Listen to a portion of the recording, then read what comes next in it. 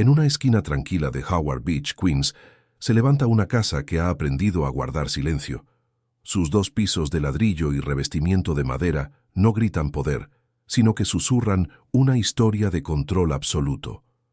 Hoy, el césped sigue cortado con una precisión casi marcial, y la pintura de las ventanas permanece impecable, como si la propiedad aún estuviera bajo el escrutinio de un dueño obsesionado con la perfección.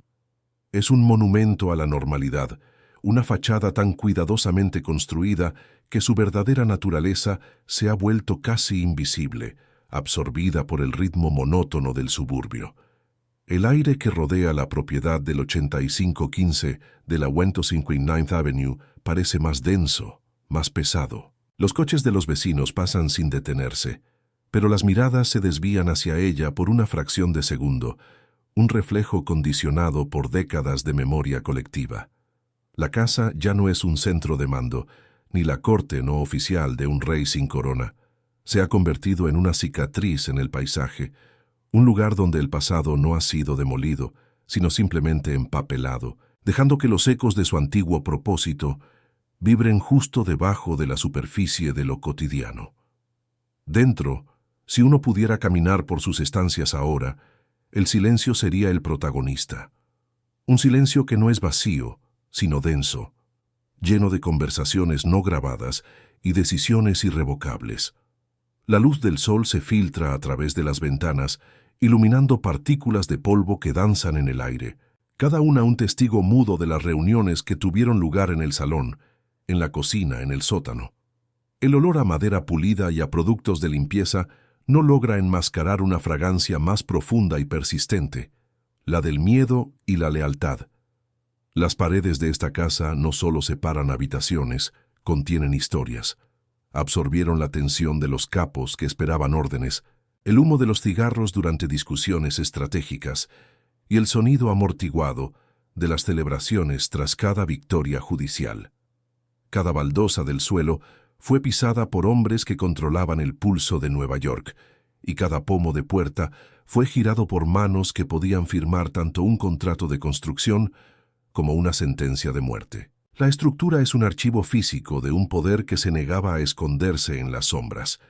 No era una mansión aislada en una colina, protegida por altos muros y portones de hierro forjado. Su poder no residía en la distancia, sino en la proximidad. Su arquitecto y soberano eligió gobernar no desde un palacio, sino desde el corazón de la comunidad que controlaba. Esta casa era un trono plantado en una calle de clase trabajadora, una declaración de que el dominio no requería opulencia extravagante, sino una presencia constante e intimidante. Su fuerza no se medía en metros cuadrados, sino en la profundidad del silencio que podía imponer a su alrededor.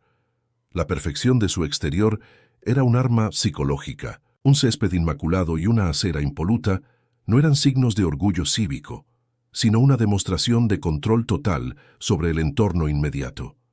Era una fortaleza disfrazada de hogar familiar, protegida no por alarmas de última tecnología, sino por la vigilancia silenciosa de sus soldados y la lealtad temerosa de sus vecinos. La casa proyectaba una imagen de intocabilidad, un mensaje claro para rivales y autoridades. Aquí, en este espacio aparentemente ordinario, reside un poder extraordinario. El verdadero corazón de la casa no era el salón familiar con sus retratos y adornos, sino los espacios donde se tomaban las decisiones. La cocina, donde el aroma del café se mezclaba con el de la conspiración, y el sótano, un santuario de hormigón donde la jerarquía de Lampa se reafirmaba lejos de oídos indiscretos. La domesticidad era el camuflaje perfecto para la brutalidad. Mientras los niños jugaban en la acera de enfrente, dentro se tejía la red que asfixiaba industrias enteras de la ciudad. El elemento que definía la dualidad de este lugar era su puerta principal, una pieza de madera oscura con herrajes de latón brillante, pulidos hasta reflejar el rostro de quien se acercaba. Esta puerta era un umbral crítico, un portal que separaba dos realidades que en el mundo de su dueño eran una y la misma. Para el mundo exterior, era el escenario de una actuación magistral de desafío y carisma. Para los de dentro, que era la entrada a un espacio sagrado donde la obediencia era la única ley. Para las cámaras de televisión que montaban guardia día y noche, la puerta se abría para revelar a un hombre vestido con trajes de miles de dólares, sonriendo con la confianza de quien se sabe inmune.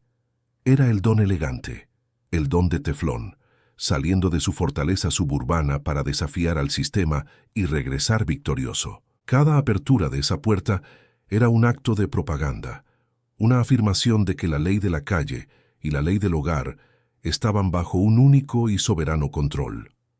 Para los hombres de la familia Gambino, cruzar ese umbral significaba algo completamente distinto. Era entrar en el Sancta Sanctorum, donde se rendían cuentas y se recibían bendiciones o condenas.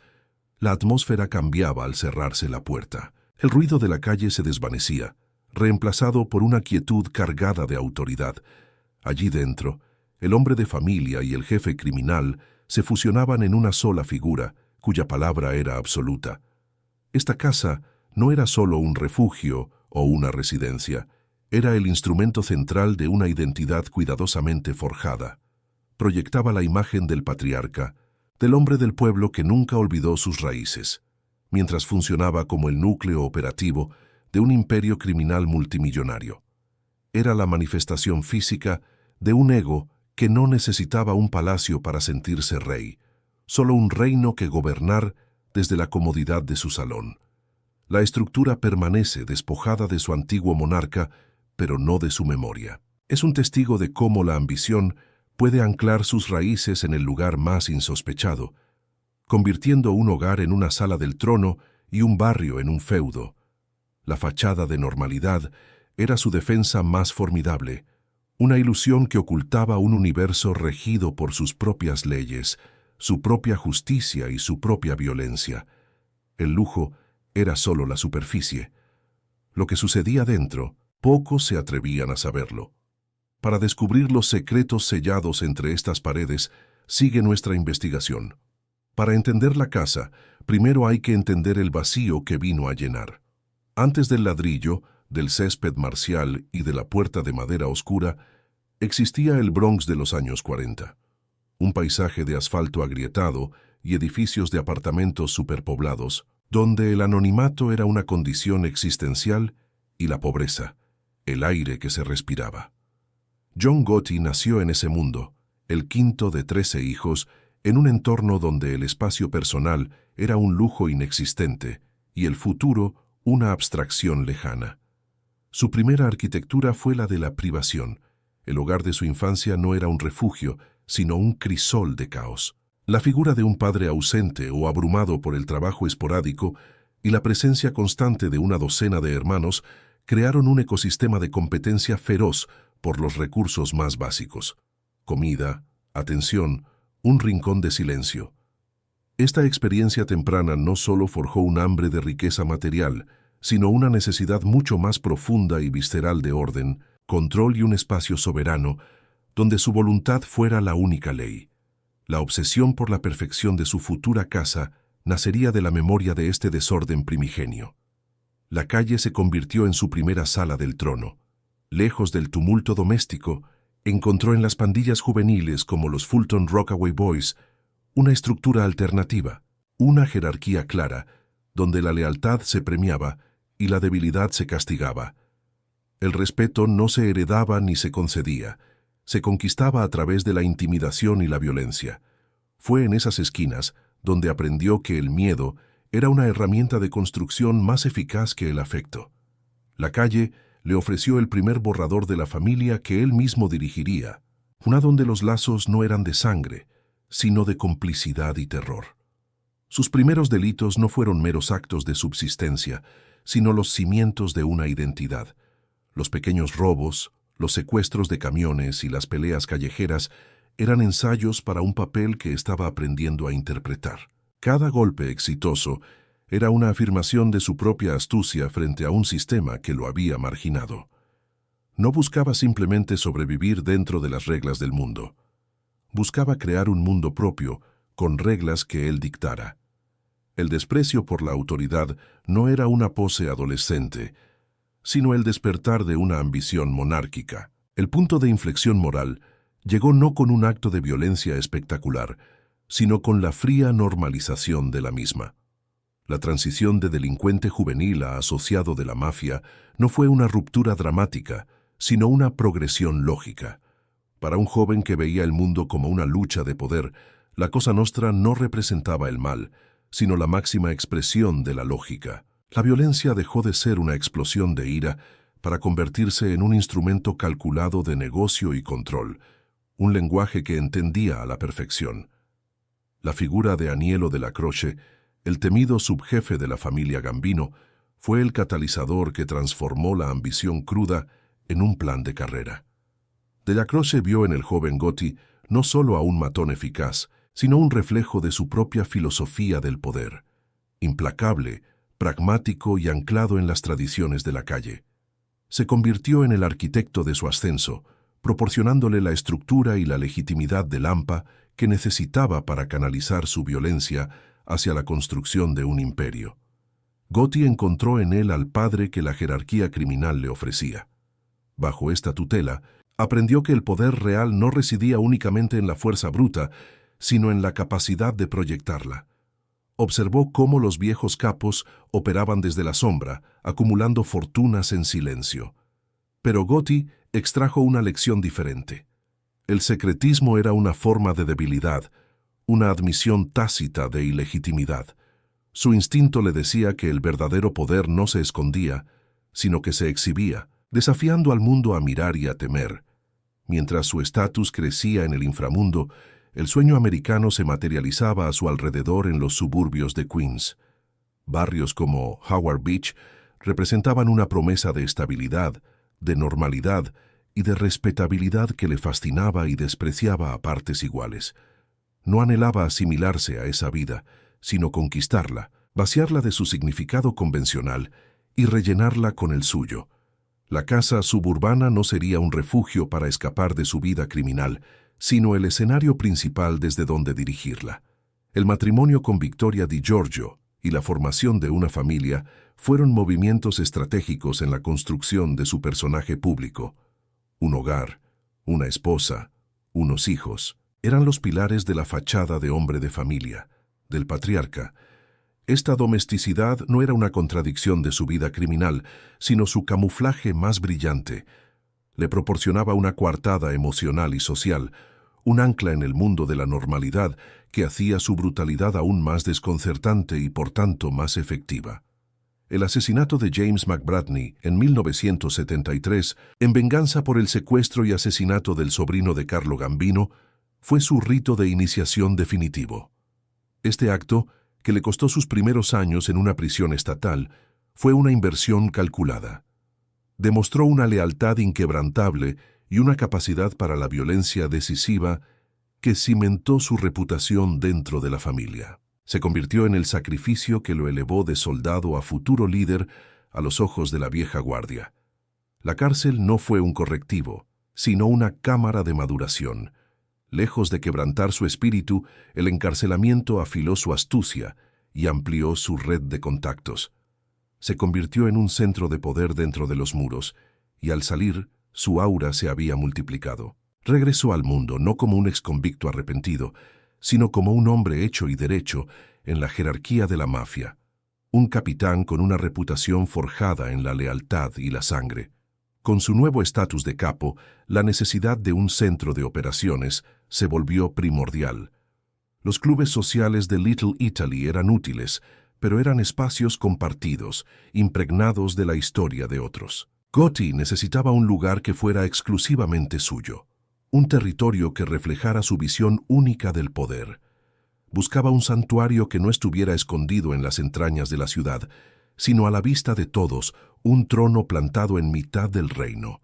La elección de Howard Beach fue una declaración de intenciones. Era un enclave de clase trabajadora, predominantemente italoamericano, un lugar donde su historia no sería vista como una aberración, sino como una versión extrema del sueño del inmigrante. Aquí no sería un intruso, sino un protector, un patriarca local. Su poder no se basaría en el aislamiento de una finca lejana, sino en la inmersión total en la comunidad, controlándola desde dentro, calle por calle. Cuando encontró la modesta casa de 2 pisos en la esquina de la 159th Avenue, no vio sus limitaciones arquitectónicas, sino su potencial simbólico. No era un palacio, y eso era precisamente su fuerza. Su normalidad era un lienzo en blanco sobre el que podría proyectar su extraordinaria ambición. La ubicación en una esquina le confería una visibilidad y un control natural del entorno. No estaba comprando una propiedad, estaba reclamando un puesto de avanzada. La adquisición de la casa marcó el inicio de una obsesión. La insistencia en un césped impecable, una pintura sin una sola grieta y una acera impoluta no era un simple orgullo de propietario. Era la manifestación física de su necesidad psicológica de un orden absoluto. Cada brizna de hierba bajo su control era una victoria simbólica contra el caos de su pasado en el Bronx. La casa se convirtió en el microcosmos de su imperio, un sistema perfectamente ordenado, mantenido por una voluntad de hierro. Así, en el suelo de Queens, se plantó la semilla de una leyenda. La familia se mudó, las luces se encendieron y la casa comenzó su transformación de simple vivienda a epicentro de un terremoto criminal. Todavía no era la fortaleza mediática en la que se convertiría, pero ya era el ancla material de un ego desmedido. Era la prueba tangible de que John Gotti había llegado, no para esconderse en las sombras, sino para construir su reino bajo el sol. El 16 de diciembre de 1985, el sonido de los disparos frente al Sparks Steakhouse de Manhattan fue el martillazo que colocó la primera piedra de un nuevo imperio. Con Paul Castellano yaciendo sin vida sobre el asfalto, John Gotti no solo heredó el control de la familia criminal más poderosa de Nueva York, sino que también redefinió la arquitectura del poder mafioso. El epicentro de este nuevo orden ya no serían los oscuros clubes sociales de Manhattan, sino una modesta casa de ladrillo en una esquina de Queens. La propiedad del 8515 de la 159th Avenue dejó de ser la residencia de un capitán para convertirse, de la noche a la mañana, en el palacio no oficial de un rey. El primer cambio no fue estructural, sino atmosférico. El tráfico en la calle se alteró, volviéndose más lento y deliberado. Los sedanes oscuros con cristales tintados comenzaron a aparecer con una regularidad ritual, aparcando en doble fila, sus ocupantes esperando una señal desde el interior. La casa, que antes se mezclaba con el paisaje, ahora lo dominaba. Su quietud se volvió magnética, atrayendo miradas y susurros. El aire a su alrededor se cargó de una nueva densidad, la de un poder que ya no pedía permiso para existir, sino que exigía ser reconocido. Con el trono asegurado, comenzó la consolidación del reino. Los tentáculos de Gotti se extendieron para reafirmar el control sobre las industrias que eran el sustento de los Gambino. La construcción, la recogida de basuras, los sindicatos portuarios del aeropuerto JFK. Cada contrato de extorsión firmado, cada sindicato sometido, se traducía en un flujo de efectivo que regresaba a Queens. Este nuevo torrente de riqueza no se manifestó en la construcción de nuevas salas o torres ostentosas. El poder de Gotti era más sutil, se expresaba en la perfección. La casa se convirtió en una biografía material de su creciente ego. El césped, antes simplemente cuidado, ahora era de un verde antinatural, cortado con una precisión quirúrgica que desafiaba las estaciones. La pintura blanca de los marcos de las ventanas se mantenía de un brillo cegador, retocada ante la más mínima imperfección. Estas no eran labores de mantenimiento, sino actos de reafirmación. Cada detalle impecable era un mensaje para el mundo. Todo en este dominio, desde la brizna de hierba más pequeña hasta el sindicato más grande, está bajo mi control absoluto. A medida que el dinero fluía, la seguridad de la casa se endureció, pero de una manera casi invisible. No se levantaron muros altos ni se instalaron alambres de espino. En su lugar, se reforzaron las puertas existentes con acero interno y se instalaron ventanas con un vidrio más grueso, capaz de resistir un impacto contundente. La fortaleza se construía desde dentro hacia afuera, manteniendo una fachada de normalidad suburbana mientras el núcleo se convertía en un búnker. La mayor defensa no era material, sino humana, la presencia constante de sus hombres, vigilando desde coches aparcados o desde casas vecinas. El interior de la casa también comenzó a reflejar la dualidad de su dueño. Mientras el salón principal conservaba la apariencia de un hogar familiar, con retratos y adornos, el sótano fue transformado. Se reforzaron sus paredes de hormigón y se instaló una nueva puerta de acero, convirtiéndolo en una cámara acorazada improvisada. No era un espacio para el ocio, sino para el almacenamiento seguro de dinero en efectivo, documentos comprometedores y secretos que nunca debían ver la luz del día. El subsuelo se convirtió en el inconsciente de la casa, el lugar donde residía su verdadera y oscura naturaleza. La cocina, corazón tradicional del hogar italoamericano, se convirtió en la sala de audiencias informal del Don. Alrededor de la mesa donde su familia desayunaba, Gotti recibía a sus capos, escuchaba informes y dictaba órdenes. El aroma del café recién hecho se mezclaba con el hedor del miedo y la ambición. La domesticidad del entorno hacía que sus decisiones fueran aún más escalofriantes. Una sentencia de muerte podía ser pronunciada con la misma naturalidad con la que se pedía que pasaran el azúcar. El patio trasero también fue rediseñado. Se construyó una nueva piscina y una amplia terraza de piedra, no solo para el disfrute familiar, sino como un espacio para reuniones confidenciales. Al aire libre, lejos de las paredes donde el FBI podría esconder micrófonos, Gotti se sentía seguro para hablar. La terraza se convirtió en su sala del trono de verano, un lugar donde, bajo el sol de Queens, se decidía el destino de hombres e industrias. La casa extendía su dominio sobre el propio cielo. El imperio de Gotti no se construía solo con intimidación, sino también con un astuto espectáculo de generosidad.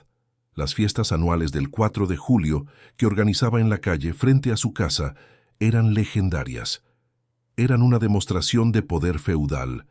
Cerraba la calle, ofrecía comida y bebida gratis a todo el vecindario, y culminaba la noche con un despliegue de fuegos artificiales ilegales tan espectacular que rivalizaba con el de la propia ciudad. La casa se convertía en el escenario de una coronación popular. Durante estas celebraciones la propiedad se transformaba, dejaba de ser una fortaleza privada para convertirse en el centro de la vida comunitaria. Gotti, vestido impecablemente, se movía entre sus vecinos como un patriarca benevolente, un proveedor. Era un acto de propaganda brillante. Estaba demostrando que él, y no las autoridades, era quien cuidaba de su gente. Estaba comprando la lealtad y el silencio que necesitaba para operar con impunidad. Con cada absolución judicial, la leyenda del Don de Teflón crecía y la casa se convertía en el santuario de su invencibilidad. Las celebraciones tras cada victoria legal eran más audaces y ruidosas. Los coches de lujo se agolpaban en la calle, el champán corría y los vítores resonaban en el barrio. La propiedad no era solo su hogar, era su talismán, la prueba física de que estaba por encima de la ley.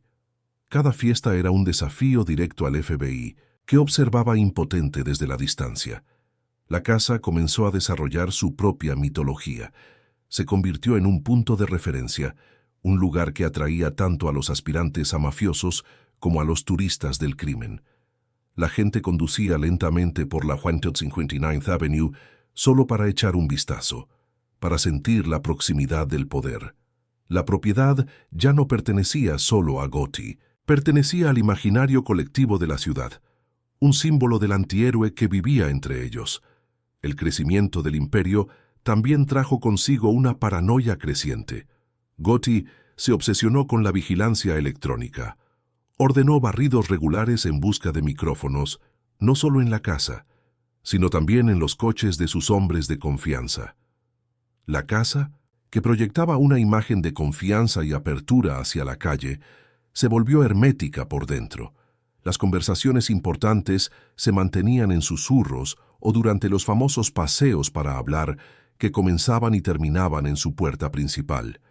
Este miedo a la traición electrónica llevó a otra modificación sutil pero significativa. Se instalaron nuevos sistemas de sonido en las habitaciones principales, no solo para el entretenimiento, sino para generar ruido blanco.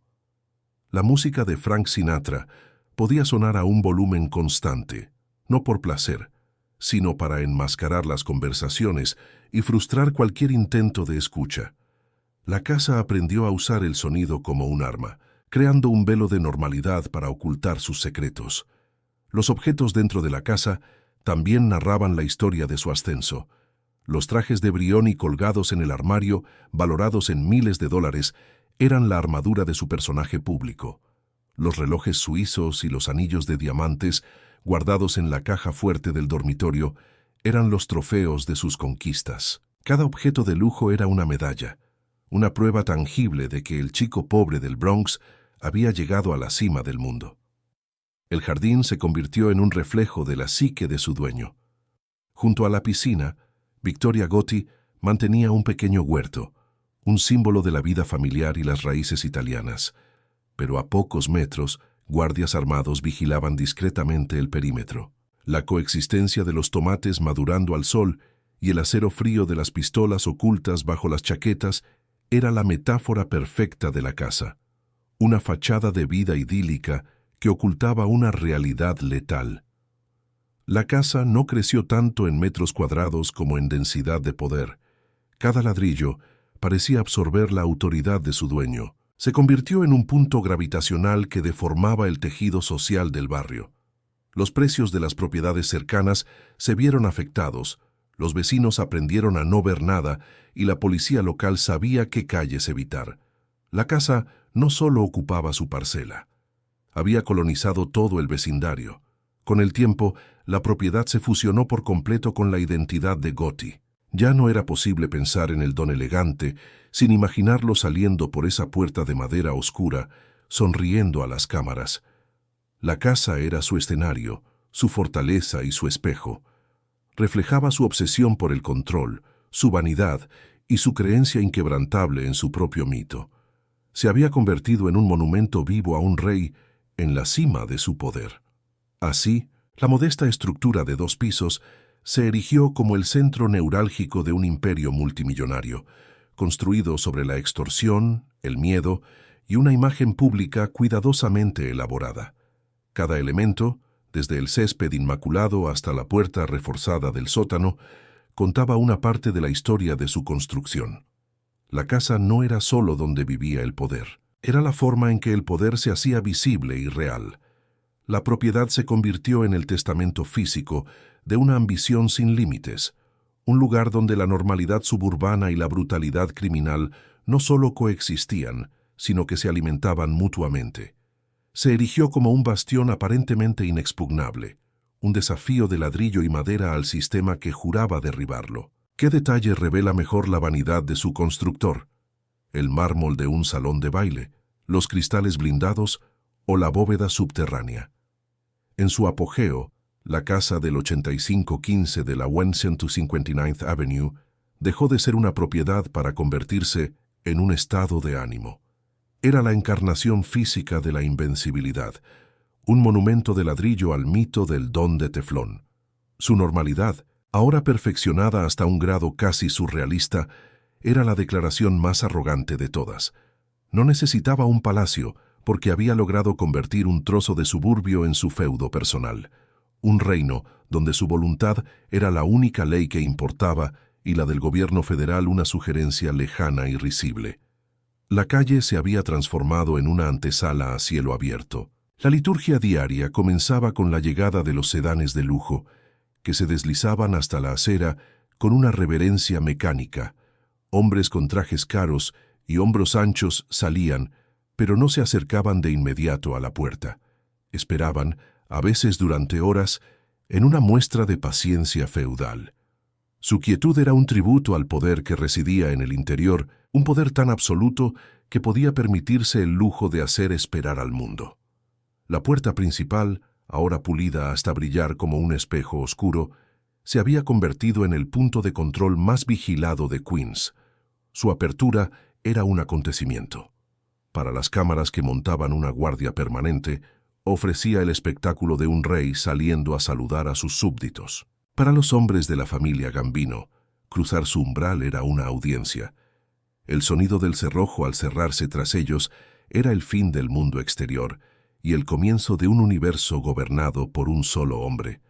Dentro, la casa se había convertido en un teatro de la domesticidad. El olor a café y a salsa de tomate impregnaba el aire. Los retratos familiares sonreían desde las paredes y los muebles, aunque caros, mantenían una apariencia de confort hogareño.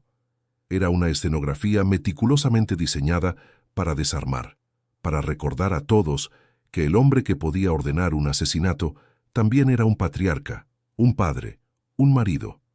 Esta dualidad no era una contradicción, era el núcleo de su poder.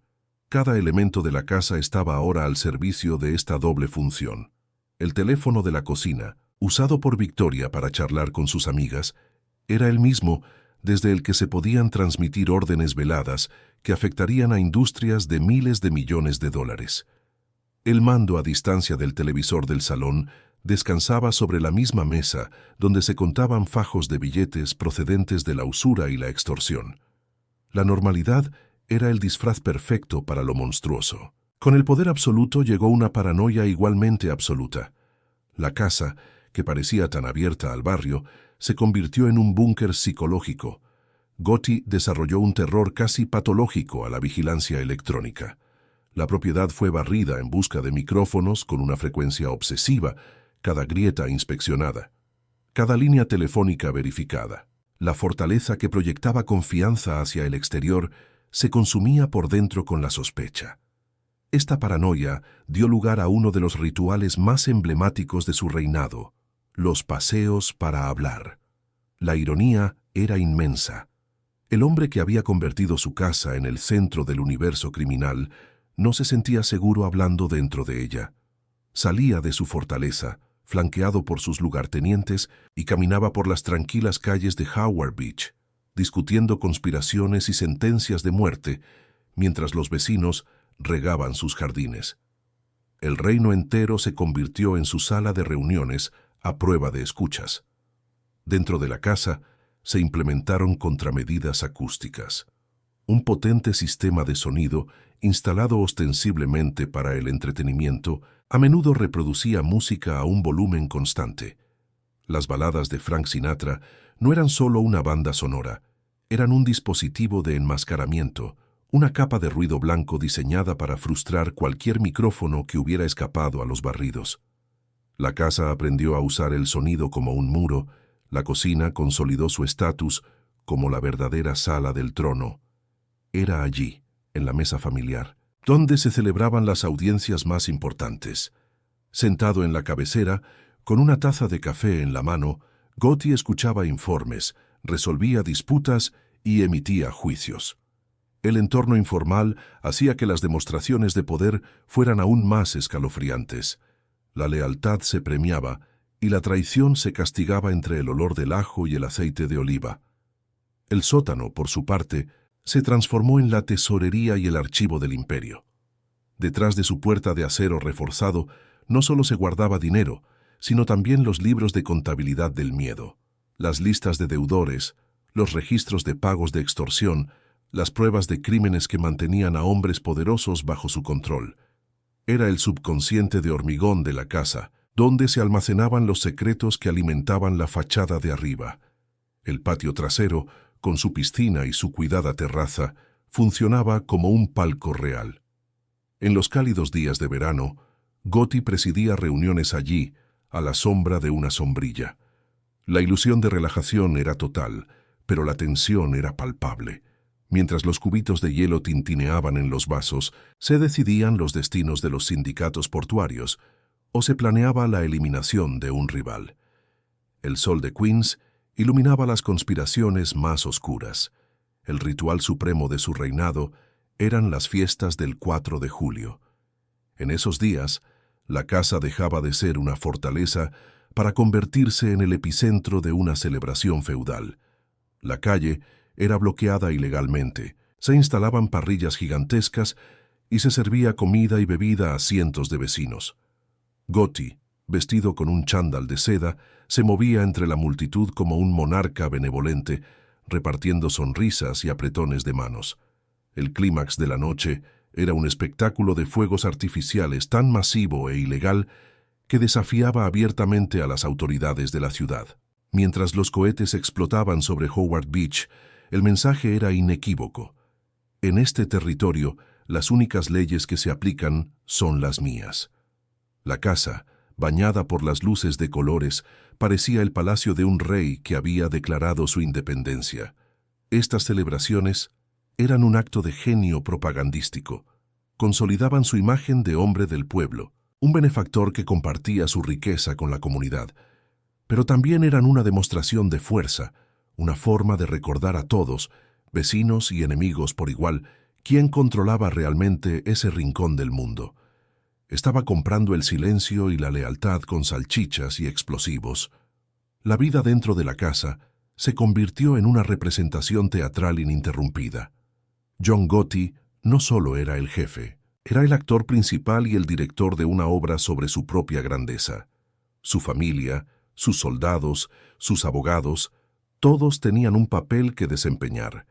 La propiedad era el escenario, y cada día era una nueva función diseñada para reforzar el mito de su poder. Los vecinos se convirtieron en una audiencia cautiva, aprendieron a interpretar los signos. La cantidad de coches aparcados fuera indicaba la importancia de una reunión. Una celebración ruidosa significaba otra victoria judicial. Vivían en la primera fila de un teatro del crimen, y su aplauso era su silencio cómplice. Sin embargo, en el apogeo de este poder comenzaron a aparecer las primeras grietas, no en las paredes de la casa, sino en la psique de su dueño. La obsesión por la perfección exterior se volvió grotesca. Un césped impecable ya no era un signo de control, sino de una ansiedad profunda, el miedo a que una sola brizna de hierba fuera de lugar pudiera señalar el comienzo del caos. Detrás de la fachada de poder y sociabilidad se escondía un aislamiento profundo. La casa, siempre llena de gente, se convirtió en el epicentro de la soledad de un hombre. Rodeado de aduladores y subordinados temerosos, no podía confiar en nadie. Cada rostro que cruzaba su puerta era un potencial traidor, cada palabra un posible lazo en la soga. La fortaleza se había convertido sutilmente en una prisión. Las mismas rutinas de seguridad diseñadas para protegerlo también lo confinaban. Sus movimientos estaban restringidos, sus conversaciones vigiladas por él mismo. Era un rey encarcelado en su propio castillo, un prisionero de la imagen de invencibilidad que había creado. El aire dentro de la casa, a pesar de las ventanas abiertas y el bullicio constante, se volvió estancado. Era el aire de un lugar donde nada podía crecer o cambiar, porque el cambio implicaba una pérdida de control. El imperio había alcanzado su máxima expansión, y ahora solo podía defender sus fronteras, una defensa que lo consumía todo. La casa se sentía menos como un hogar y más como un mausoleo para un hombre aún vivo. Sus rituales, antes demostraciones de poder vibrante, se volvieron rígidos, repetitivos, frágiles. La actuación era agotadora, y la estructura misma de la casa parecía cansada de soportar el peso de tanta falsedad. Así, en la cima de su gloria, la propiedad del 8515 de la 159th Avenue se había transformado en la perfecta metáfora de su dueño, una fachada impecable y desafiante que ocultaba una estructura interna corroída por la paranoia, el aislamiento y la certeza silenciosa de que ningún reino construido sobre el miedo puede durar para siempre. El primer temblor no fue sísmico, sino psicológico. La perfección del exterior de la casa del 8515 de la 159th Avenue se mantuvo, pero el esfuerzo que requería se volvió más febril, casi desesperado. Los jardineros parecían trabajar con una urgencia que antes no existía, y cada retoque de pintura en los marcos de las ventanas era menos una afirmación de control y más un intento de tapar una grieta invisible que amenazaba con extenderse desde los cimientos del imperio hasta la fachada del hogar. El sonido del imperio comenzaba a mostrar disonancias. El miedo a la escucha electrónica, que había convertido la casa en una fortaleza acústica, estaba justificado, pero mal enfocado. Gotti había protegido su castillo, pero había subestimado la vulnerabilidad de sus territorios de ultramar. El verdadero peligro no acechaba en los susurros del salón, sino en las conversaciones descuidadas que tenían lugar a kilómetros de distancia, en los oscuros clubes sociales de Manhattan. La verdadera vulnerabilidad del reino no residía en el castillo, sino en sus provincias lejanas. En un anónimo apartamento de la calle Mulberry, justo encima del Ravenite Social Club, el FBI encontró su grieta. No era una debilidad estructural en un muro de hormigón, sino un espacio olvidado, un puesto de escucha perfecto sobre la sala donde el rey y su corte hablaban con una franqueza que nunca se permitirían en la fortaleza de Queens. Fue una profanación arquitectónica invisible. Un micrófono, no más grande que una moneda, se instaló en el techo, convirtiéndose en un oído electrónico que pendía sobre las cabezas de los hombres más poderosos de Lampa. Este pequeño dispositivo perforó la burbuja de invencibilidad de Gotti de una manera que ninguna redada o equipo de vigilancia había logrado. La fortaleza de Howard Beach seguía intacta, pero sus secretos más profundos estaban siendo extraídos desde otro lugar. La propia voz del rey se convirtió en el arma de sus verdugos. En las cintas del FBI, la arrogancia de Gotti fluía sin filtros. Hablaba de asesinatos con la misma naturalidad con la que criticaba a sus subordinados, se quejaba de la falta de respeto y, fatalmente, implicaba a sus hombres de mayor confianza en crímenes capitales. Cada palabra grabada era un martillazo contra los cimientos de su propio imperio. Su ego estaba dictando su propia sentencia de muerte. Las ondas de aquellas conversaciones secretas viajaron por la ciudad hasta romper en la orilla de Howard Beach. Los agentes federales que vigilaban la casa ya no observaban un enigma. Ahora tenían la clave para descifrar el lenguaje del poder que emanaba de ella. Las idas y venidas de los sedanes oscuros, los rostros de los capos que entraban y salían, todo adquiría un nuevo y siniestro significado. La casa ya no era impenetrable, era transparente. La primera grieta visible no apareció en el ladrillo, sino en la lealtad, la presión del constante escrutinio público y la creciente paranoia de Gotti comenzaron a erosionar la confianza de su círculo íntimo. El hombre que había exigido una lealtad feudal a sus subordinados ahora los veía como posibles debilidades, como extensiones de su propia vulnerabilidad. El miedo que había utilizado para construir su poder empezó a corroerlo desde dentro. Sammy Gravano, el subjefe pragmático y letal, observaba al narcisista con una creciente sensación de alarma. Veía el amor de Gotti por las cámaras y los trajes caros no como un signo de fuerza, sino como una debilidad catastrófica. Mientras el don posaba para la prensa frente a su casa, Gravano veía a un hombre que estaba enamorado de su propio mito, sacrificando la seguridad del imperio por la gratificación de su vanidad. La fractura entre el rey y su más poderoso vasallo se ensanchaba en silencio. Dentro, la representación de la vida familiar se volvía cada vez más tensa. El olor a salsa de tomate ya no podía enmascarar el hedor de la ansiedad. Las conversaciones en la mesa de la cocina se volvieron más breves, más crípticas. La casa, que había sido el escenario de la confianza absoluta, se convirtió en un lugar de miradas de reojo y silencios calculados. La familia de sangre sentía la desintegración de la familia criminal. La casa misma pareció empezar a somatizar la enfermedad de su dueño. Una persistente mancha de humedad apareció en el techo del sótano, justo debajo de la cocina, como una lágrima que se filtraba desde el corazón del poder. Una fisura capilar casi invisible se trazó en el hormigón del camino de entrada. Eran imperfecciones menores, pero en un dominio obsesionado con la perfección eran presagios, fallos en la matriz del control absoluto. Los medios de comunicación que habían construido el pedestal ahora afilaban el hacha. El relato del don de Teflón empezó a ser reemplazado por la narrativa de un rey acorralado. Los periodistas que montaban guardia fuera de la casa ya no buscaban la foto del triunfador, sino la primera imagen de la caída. La propiedad se convirtió en el centro de una vigilia mediática, esperando el colapso que todos sentían inminente. La captura final, cuando llegó en diciembre de 1990, no tuvo lugar en el trono, sino en las calles del reino. Gotti y Gravano fueron arrestados en el Ravenite Social Club, el lugar cuyas paredes habían traicionado sus secretos. La fortaleza de Howard Beach permaneció en silencio, su puerta de madera oscura cerrada, su rey ausente. El hecho de que no fuera capturado en su hogar fue la prueba definitiva de que el poder de la casa era solo un reflejo, no la fuente. De la noche a la mañana el palacio se convirtió en un artefacto bajo vigilancia. El flujo de sedanes de lujo cesó. La calle recuperó una quietud antinatural. La casa, despojada de su monarca, parecía más pequeña, más ordinaria.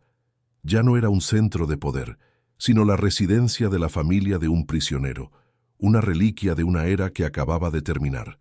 La profanación llegó en forma de una orden de registro.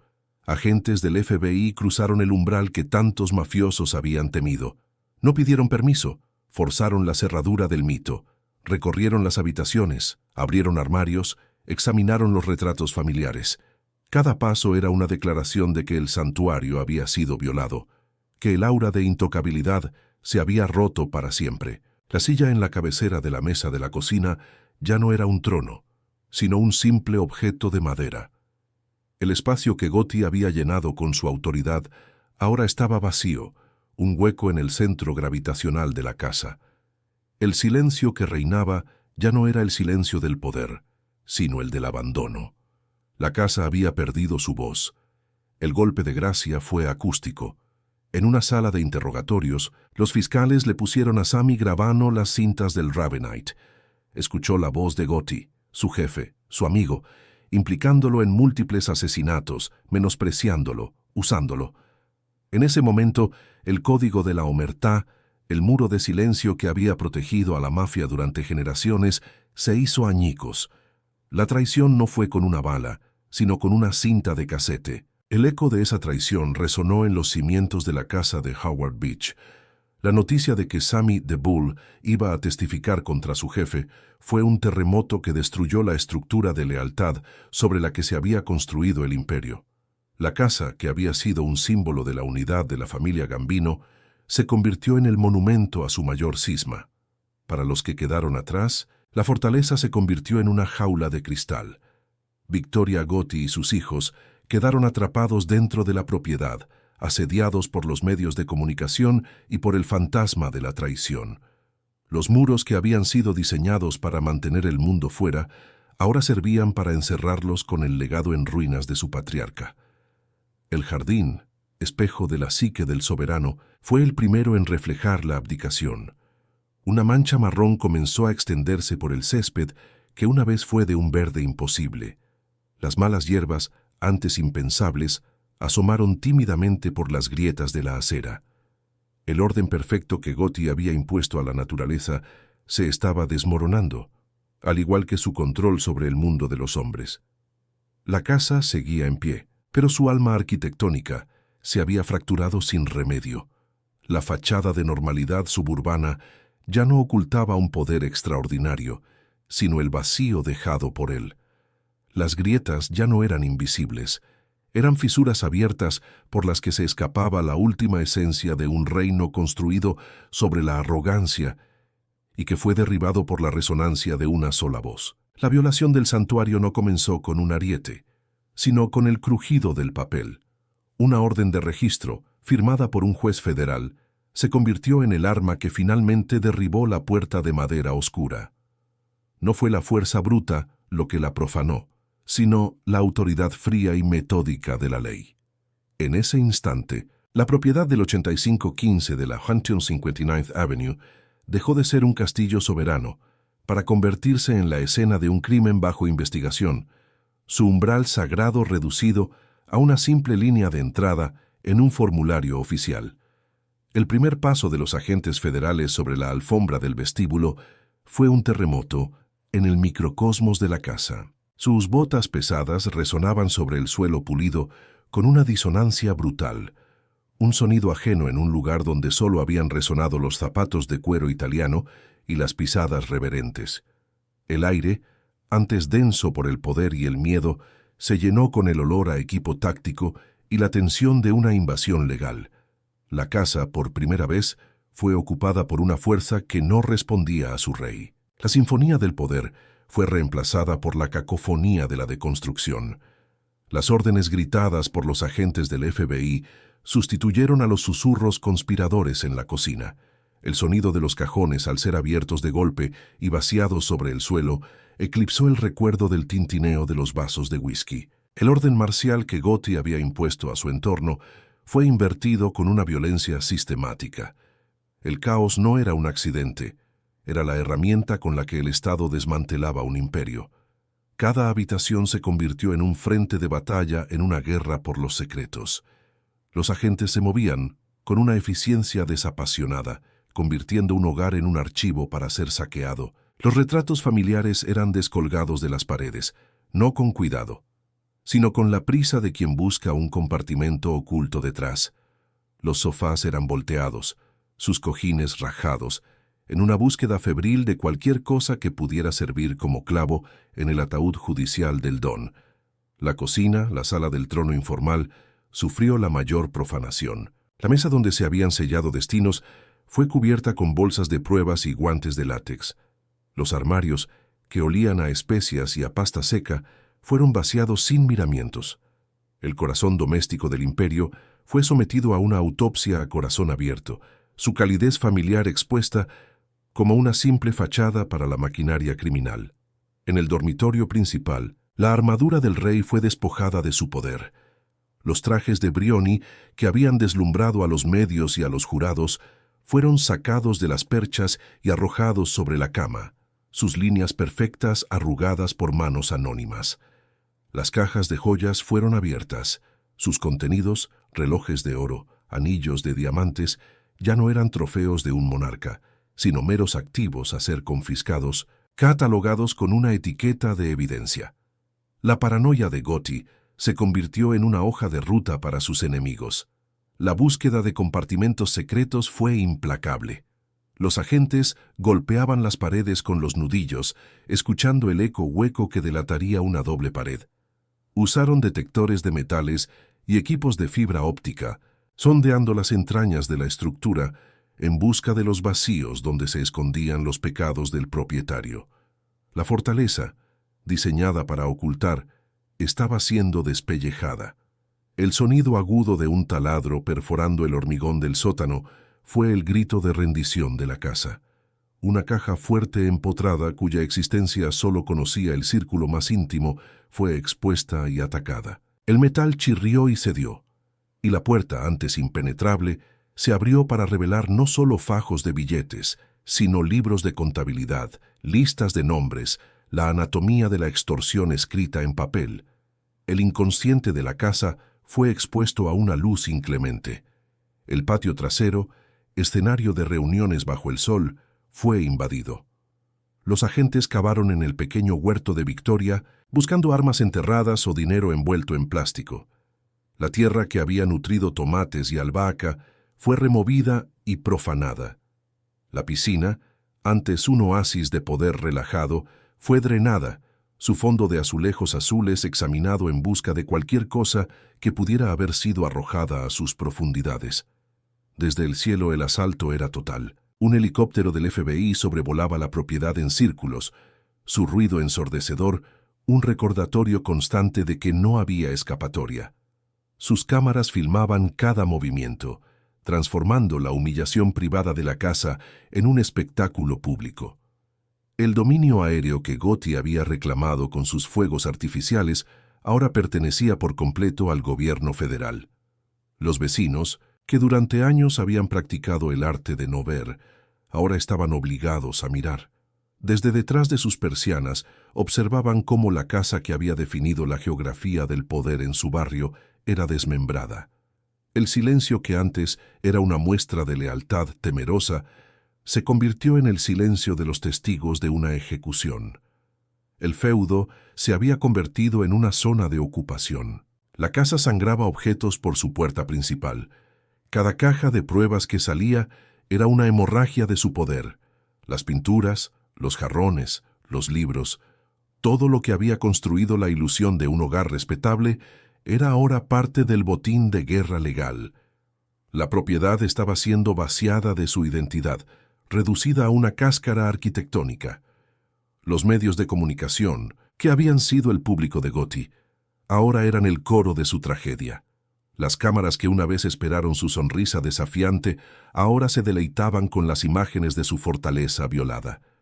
La narrativa del Don de Teflón se disolvió en tiempo real, reemplazada por la cruda realidad de un rey cuyo castillo había sido conquistado sin disparar un solo tiro. Dentro, la familia Gotti se convirtió en espectros en su propio hogar. Atrapados en las pocas habitaciones que no estaban siendo activamente desmanteladas, se vieron obligados a presenciar la demolición de su mundo.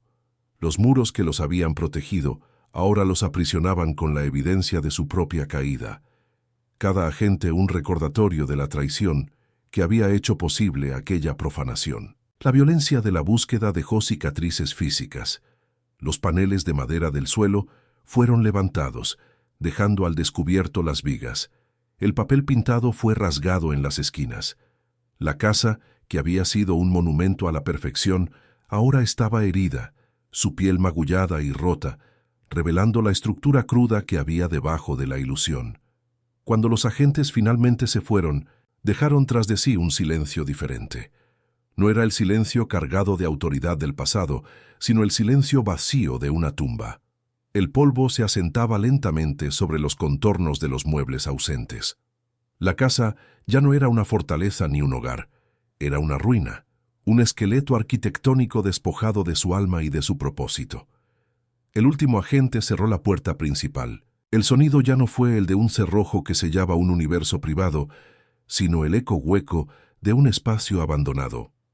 La casa, que había sido el espejo de un ego colosal, ahora solo reflejaba la ausencia. Se quedó sola, en su esquina de Queens, para empezar su larga vida como un fantasma. Entonces, ¿dónde reside realmente el poder? ¿En el hormigón o en lo que sobrevive a su caída? Suscríbase para seguir explorando las ruinas de los imperios. El veredicto de culpabilidad de 1992 no solo sentenció a un hombre, condenó a una casa. John Gotti, el Don de Teflón, fue enviado a morir en la soledad estéril de una prisión federal, un final despojado de la gloria teatral que había cultivado. Su muerte por cáncer en 2002 fue un epílogo clínico y silencioso, a 1000 kilómetros de la ruidosa soberanía de su reino en Queens. Con el rey exiliado y finalmente borrado, el palacio suburbano quedó huérfano, su propósito evaporado, su poder desconectado de su fuente. La familia, asediada por las deudas y el estigma, finalmente capituló. La casa del 8515 de la 129th Avenue fue puesta a la venta. No hubo una demolición dramática, ni fue convertida en un museo del crimen. Su destino fue mucho más humillante y por tanto más profundo. Fue devuelta al mercado inmobiliario, reducida a una lista de características en el folleto de un agente. Dormitorios, baños, metros cuadrados de jardín. La fortaleza se convirtió en una mercancía. Un ciudadano particular, ajeno a la mitología del Lampa, compró la propiedad. Las luces se encendieron de nuevo, pero con una luminiscencia diferente. El césped se siguió cortando, pero ya no con una precisión marcial, sino con la simple diligencia del orgullo suburbano. La pintura de las ventanas se mantuvo, pero por mantenimiento, no por una declaración de control. La casa fue reabsorbida por la normalidad que una vez había usado como disfraz. Hoy, la estructura permanece, una cicatriz casi invisible en el paisaje. Los coches pasan sin ralentizar la marcha, salvo los de los turistas del crimen que buscan un fantasma. Para los vecinos más nuevos, es solo la casa de la esquina. Para los más antiguos, es un recuerdo que prefieren no evocar. Un capítulo de la historia local del que se pasa página en silencio. La casa ha aprendido un nuevo tipo de silencio, no el denso silencio del poder, sino el vacío silencio del olvido. La puerta principal de madera oscura sigue en su sitio. Sus herrajes de latón ya no reflejan los rostros de capos temerosos ni de agentes del FBI vigilantes. Ahora reflejan a un cartero, a un niño en bicicleta el paso anodino de la vida cotidiana. El umbral que una vez separó un reino de la realidad se ha convertido en una simple entrada a un hogar. Su función simbólica ha sido borrada por la rutina. Dentro, si uno pudiera caminar por sus estancias, no encontraría el eco de las conspiraciones. La cocina, que fue una sala del trono, es ahora el lugar donde una nueva familia desayuna. El sótano, que fue la tesorería de un imperio, quizás ahora almacene herramientas y adornos navideños. Los espacios han sido purgados de su antiguo propósito por la simple y abrumadora fuerza de la vida ordinaria. La casa ya no es un personaje, sino un escenario desocupado. Su arco narrativo ha concluido. Nacida de la ambición de un niño del Bronx por el orden, moldeada como un instrumento de poder y vanidad, violada por la traición y la ley, ahora ha alcanzado su estado final, la irrelevancia. Es el destino de todas las arquitecturas del ego cuando el ego que las animaba desaparece. El poder que contuvo no residía en sus ladrillos, sino en la creencia colectiva de que allí residía el poder. Una vez que esa creencia se hizo añicos, la estructura se convirtió en lo que siempre fue: madera, hormigón y cristal. Un monumento a la impermanencia de la intimidación, un testamento de que el miedo tiene una vida útil. Los imperios criminales, como las casas que los albergan, no siempre caen con una explosión. A veces, simplemente se desvanecen, absorbidos por el tiempo, hasta que la memoria de su terror se convierte en poco más que una anécdota, un susurro en una calle tranquila. La normalidad es el disolvente universal de los mitos. La obsesión por construir, por dejar una marca física e impecable en el mundo, no es una prueba de confianza, sino de la ansiedad que la impulsa. Cada ladrillo colocado, cada brizna de hierba controlada, es un intento de fortificar el yo contra la certeza del olvido. Quizás lo que construimos dice menos sobre nuestro poder que sobre nuestro miedo a ser borrados. En una esquina tranquila de Howard Beach, Queens, se levanta una casa que ha aprendido a guardar silencio. Sus 2 pisos de ladrillo y revestimiento de madera ya no susurran una historia de control absoluto, sino que demuestran una verdad más profunda, que incluso los reinos más temidos pueden ser borrados, no por la dinamita, sino por la simple llegada de un nuevo día. Si historias como esta te hacen ver el poder desde un ángulo diferente, suscríbete para seguir otras caídas tan asombrosas como esta.